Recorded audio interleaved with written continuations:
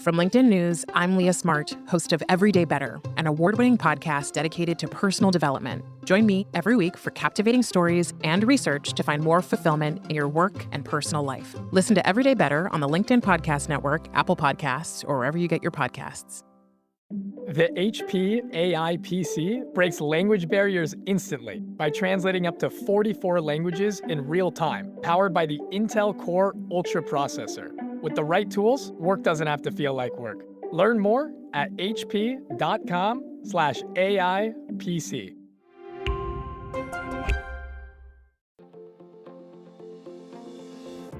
Hello, my friend, and welcome to another exciting episode of Negotiate Anything. Thanks for joining us today. With over 10 million downloads and listeners from more than 180 different countries, it's dedicated listeners just like you who have made Negotiate Anything the #1 negotiation podcast in the world. I'm your host, Kwame Christian. I'm a business lawyer, mediator, author, and the proud CEO of the American Negotiation Institute. Now, before we get into today's insightful conversation, I have a golden opportunity for those of you who recognize the power of negotiation in your professional lives. Have you ever found yourself wishing that you could navigate those high-stakes conversations with more confidence? Or perhaps you're looking to empower your team with the art of persuasion and conflict resolution. At the American Negotiation Institute, we've crafted specialized keynotes and workshops tailored for those very needs. We've transformed the negotiation skills of professionals worldwide, and we're eager to do the same for you.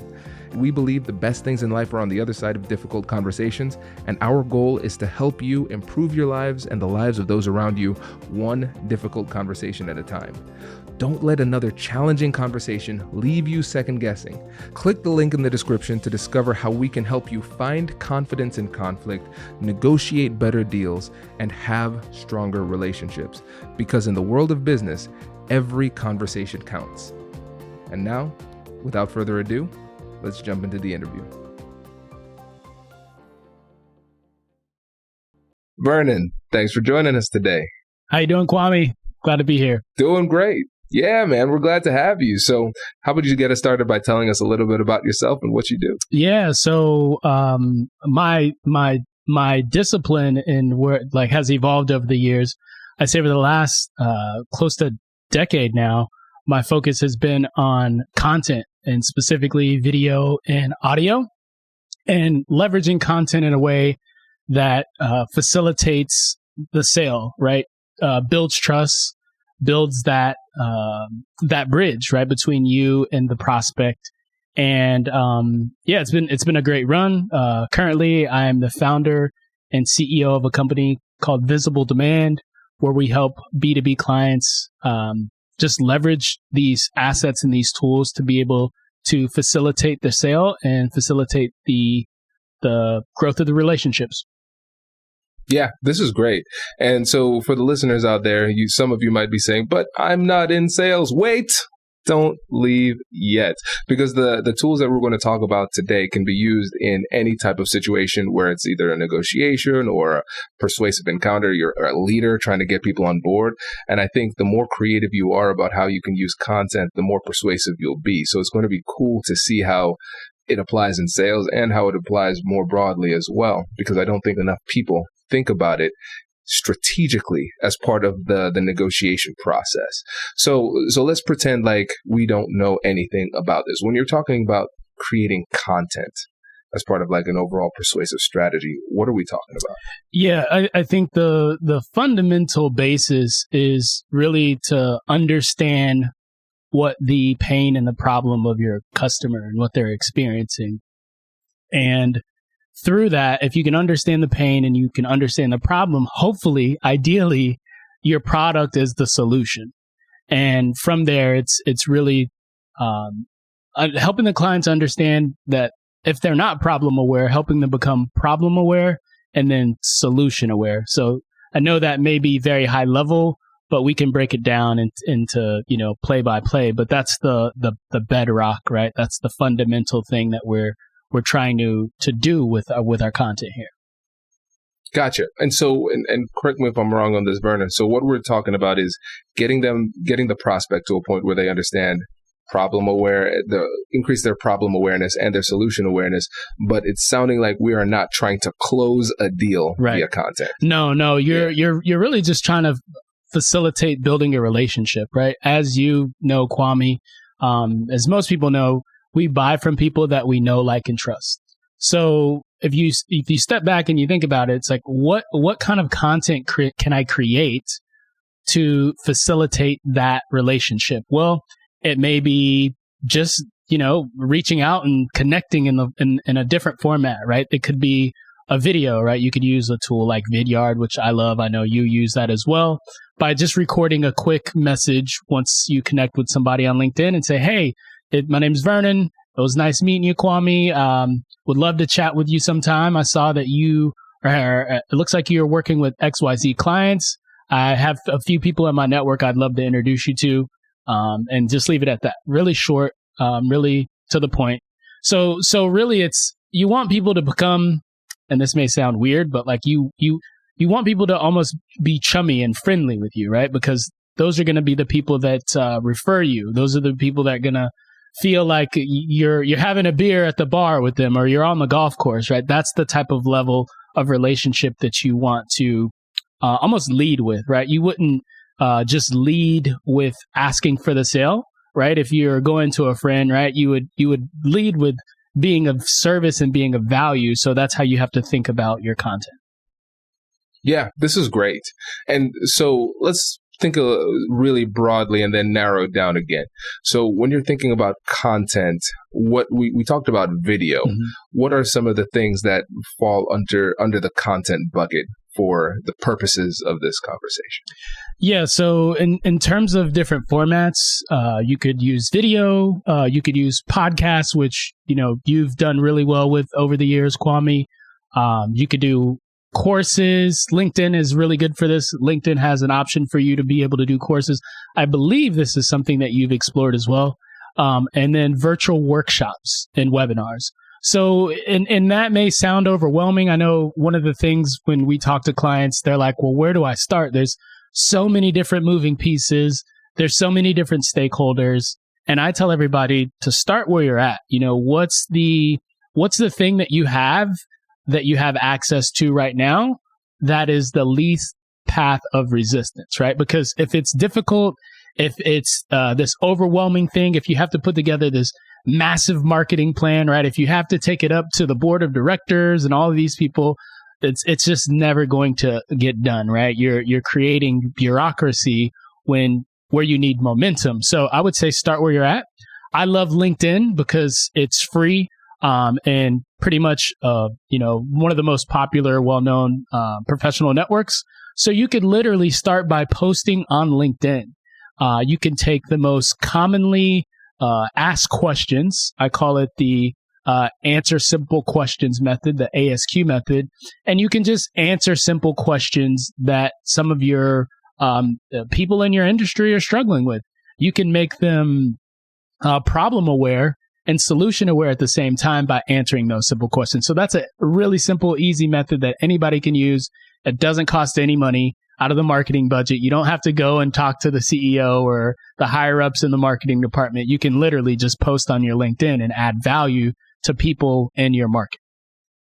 Yeah, 100%. And you're honing in on one of those things that I see people do all the time.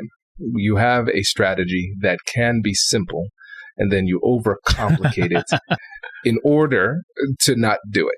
Exactly. Right? And I think a lot of times, really, the procrastination, the overcomplication of the process, I think that is just fear masquerading in intellectualism. So we say, all right, I need to do this. I need to come up with a strategy. I should talk to these 6 people. After I talk to those 6 people, I'm like, I have 7 more that I need to talk to before I implement this strategy.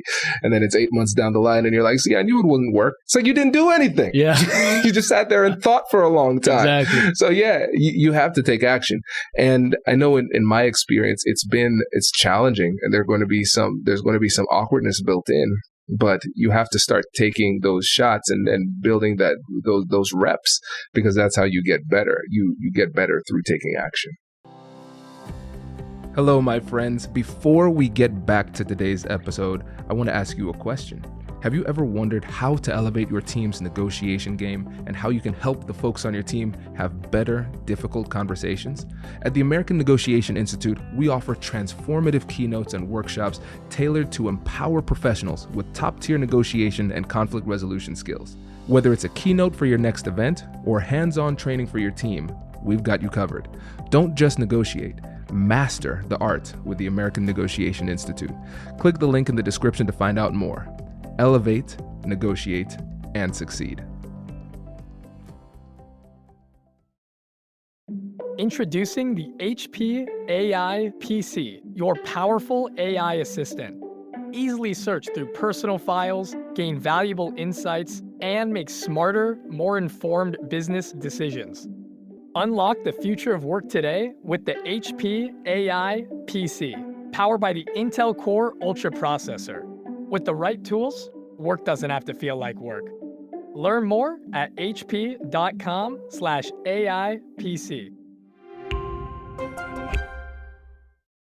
100% agree. And so let's think about the the easiest way to get started. So let's use a sales example. Mm-hmm. So I'm in sales, and I say, all right, Vernon, I'm following you.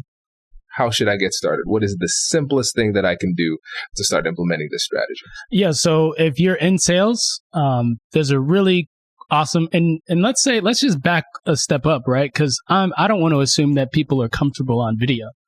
Let's just say, audio or, typing or the written word is more preferable to most people than that, because a lot of people have confidence issues and things that they need to build up before they can even be on camera.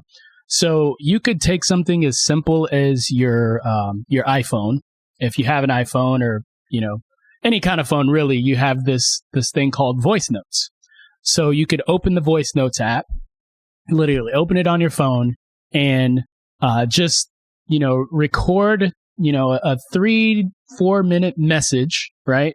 And just sharing some of the highlights, some of the things that you feel like your prospect would get value out of. Maybe there's a new trend coming down the pipeline that they don't see. Maybe there's a new widget or there's a new application that they can use, right? Maybe it's just, how to have a productive morning, right? Everybody struggles with productivity at some point on their journey in their career or their work or managing a team. And you just lead with that value. So I would bundle that up. And that's something that's actually, you could streamline it and send it to multiple prospects and just as a gift. Hey, I just recorded this audio nugget for you. Not really a podcast, but not really an audio book, kind of somewhere in between, right? And I just wanted to just put this in your inbox. You can post it on Google Drive. If you have Google Drive or I think in Microsoft OneCloud, and you can basically just drop that link to them and send that to them in an email. Now, the cool thing about that, Kwame, is what did you just do right then? Not only did you stand out from every other prospect that's going to be sending cold pitches to this prospect, you just elevated your status from not just someone who's just selling, right? You just almost elevated your status of that relationship to closer to a friend, right? You've just led with value with something that may not even be related to your product or service, right? It may actually take them by surprise and they may go, wow, like, what the heck? Like, this guy's actually cares about me, right? So it's so counterintuitive that we overlook it, but that's a very simple strategy that anyone, it doesn't matter if you're in sales, it doesn't matter if you're, at the, entry level, that's something that you could send that to your CEO. And how is that going to improve the relationship with your boss or your CEO or your direct superior? So that's something that anybody could do, just with having an iPhone or any kind of smartphone and an email account. Yeah, definitely. And one of the things that people don't know that you can do that's really powerful with LinkedIn is if you have the mobile app, you can send voice messages.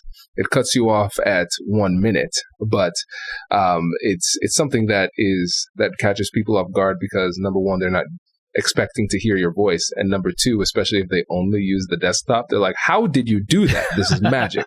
So it catches them off guard in a number of different ways. But yeah, I like this, and I like the simplicity, because you're triggering what in psychology you would call the mere exposure effect, where just because you are introduced to a stimulus multiple times, you start to like the stimulus more. As long, of course, as the stimulus is not, awful. As long as it's neutral or somewhat positive, it makes you like the person more. And so you're creating more touch points and more personal touch points as well. So you're getting to know the person as a person, exactly, not just as a transactional business colleague where it's like, all right, we're going to be one and done, and that's type of it.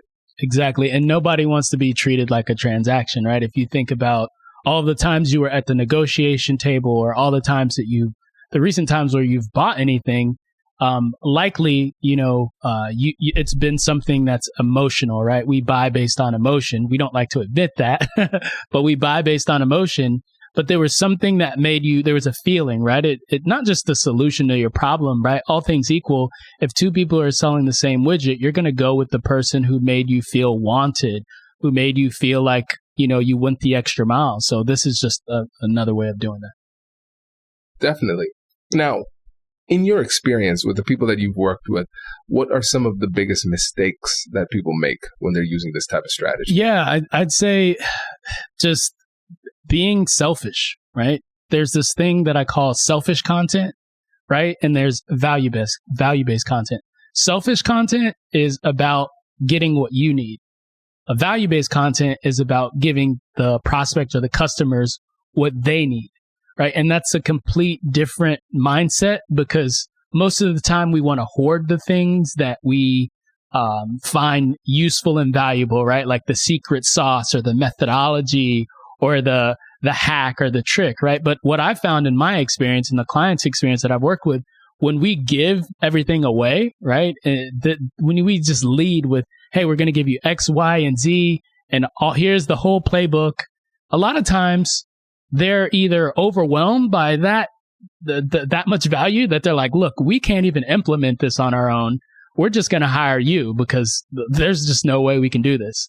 Or they're just like, so in love with us because they're actually implementing these things and getting traction, right? The best thing that you can do is give something away for free and somebody actually get a result from that, because now they have proof, not just social proof from, your testimonials on your website, but things that they've actually put into action and they've seen results. So what's the likelihood that they're going to hire you now, right? When you get to the negotiation table, it's not even about a negotiation. It's about, where do we send the check? Yeah. Oh, that's great. That's great. And now let's think about a non-transactional type of example. So let's say there's a leader within an organization trying to get their team on board with an initiative. So if that leader comes to you and says, hey, I'm trying to get my team to do X, Y, Z, but I'm running into a lot of resistance. What type of content strategy could you use to kind of warm that up? Yeah. So in this example, the leader is and he's working to enroll his team into implementing a strategy or a process. Is that correct? Yeah, I would say for me, the one thing that comes to mind is like what's their, how can you make it theirs, right? How can you enroll them into it not being something that's from the top down, but from the bottom up, right? Most people want to feel valuable and useful.